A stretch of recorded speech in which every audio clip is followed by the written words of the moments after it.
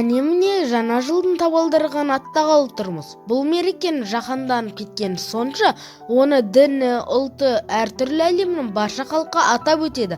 Бірақ кейбір елдер үшін 31 желтоқсаннан 1 қаңтарға қараған түні жаңа жыл болып есептелмейді. Ол елдердің өз жаңа жылы болады. Мысалы, үнділер жаңа жылды бірнеше рет тойлайды.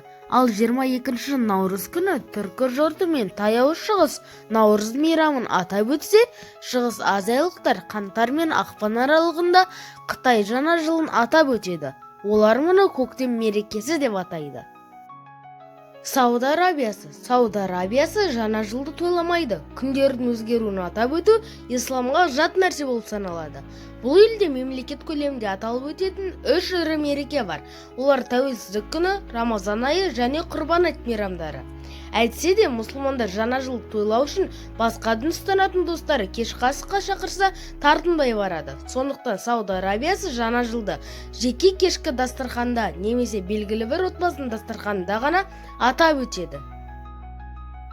Иран. 1 қаңтар Иранда әдеттегі қарапайым күн. Ел парсы күнтізбесі бойынша өмір сүреді. Иранда жаңа жыл күн мен түн теңесетін 21 наурыз күні тойланады. Мереке Наурыз, яғни жаңа күн деп аталады. Наурыз тек Иранда ғана емес, көптеген елдерде аталып өтіледі.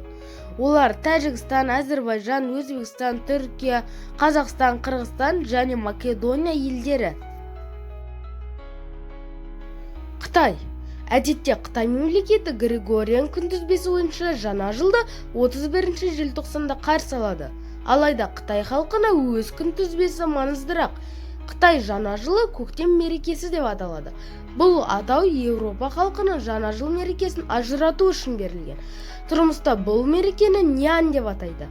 Нян Қытай тілінен аударғанда жыл деген мағынаны береді.